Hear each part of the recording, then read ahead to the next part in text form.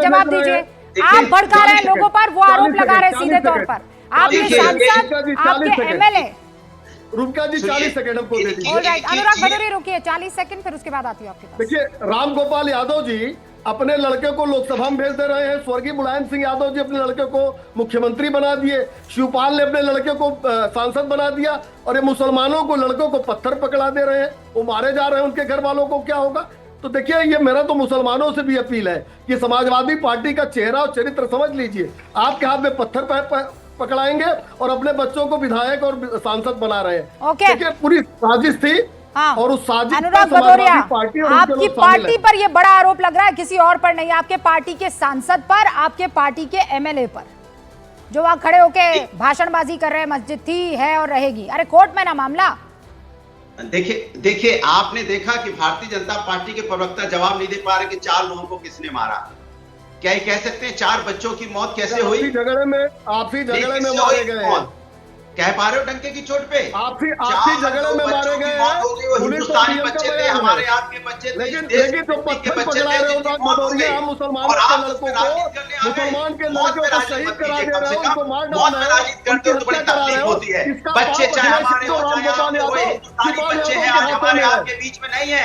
एक माँ का बच्चा जब जाता है तो उसकी माँ के परिवार से पूछे, परिवार खत्म हो जाता है और आप गुमराह कर रहे हो।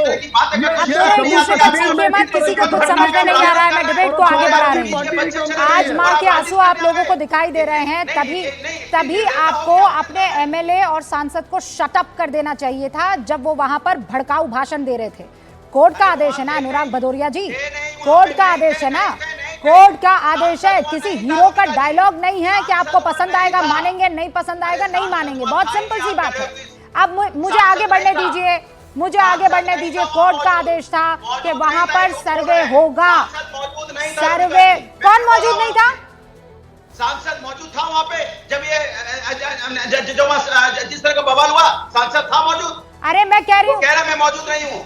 ओके, हर्षवर्धन जी कुछ कह रहे हैं। हर्षवर्धन जी, सांसद मौजूद था क्या वहां? संभल की वीडियो, हाँ सुनिए। संभल की जामा मस्जिद इतना संवेदनशील मुद्दा है और सांसद महोदय उस वक्त मौजूद ही नहीं थे। इतना तक उनको फिक्र नहीं थी कि मुसलमानों की मस्जिद पर अगर उनके मुताबिक देखा जाए तो खतरा था, और वहां मौजूद भी नहीं थे। वहां सिर्फ उकसाकर दूसरों को भेज दिया कि जाओ तुम्हारे घर के बच्चे वहां जाएं, लड़े मरे। थोड़ा तो कम से कम प्रतिनिधि को तो वहां होना ही चाहिए था।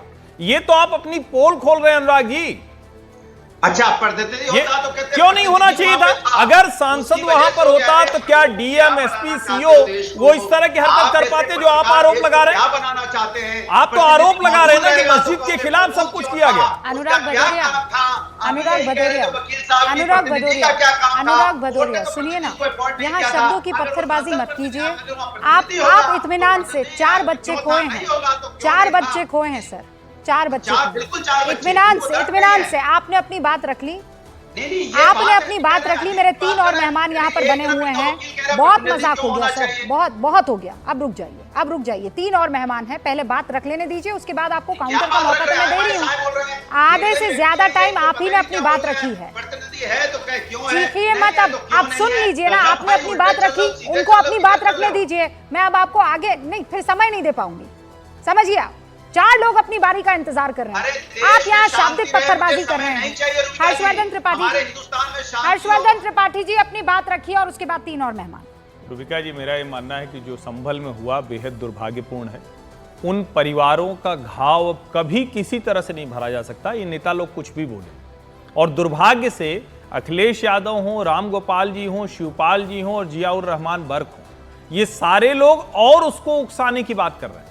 अगर कोर्ट ने कोई भी आदेश दिया, और मैं लगातार देख रहा था, अभी मैंने विष्णु शंकर जैन जी को भी सुना, वो कह रहे हैं कि जो जफर, मेरे ख्याल से उनका नाम है, जो मस्जिद कमेटी के चेयरमैन है, वो भी वहां मौजूद थे। हाँ।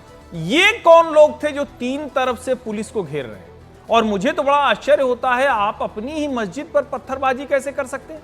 होना तो ये चाहिए था कि ऐसा कोई भी संवेदनशील मसला है तो वहां के सांसद विधायक को खुद ही वहां उपस्थित रहना चाहिए था। वो होते तो इस तरह की स्थिति वैसे भी ना होती। और किसी भी कानूनी काम में पत्थर का क्या काम, ये सवाल तो बार बार पूछा जाना चाहिए, क्योंकि अगर इस तरह से पत्थरबाजी होगी और किसी दूसरे की तरफ वो डाइवर्ट होगा, किसी की भी जान जा सकती थी। 30 से 40 पुलिस वाले घायल हुए। नहीं, मैं बता दूं, मुफ्ती मंजूर जयाई साहब, आप तो मुख्य मुफ्ती हैं भी, मुझे ये बताइए कि जब मस्जिद से इंतजामिया कमेटी के मेंबर्स वहां पर ये कह रहे हैं कि सब हमारी आंखों के सामने हो रहा है, आप बेफिक्र रहिए, अपने अपने घरों को लौट जाइए। जुमा के दिन तो इतनी सफ नहीं दिखती है, लेकिन जहां बखेड़ा खड़ा होना होगा वहां हम सब के सब दौड़ कर चले जाएंगे।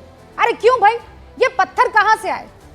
मुफ्ती साहब, आपने वो तस्वीरें देखी, मैं देख रही हूं, मैं होश फाख्ता हो रहे हैं।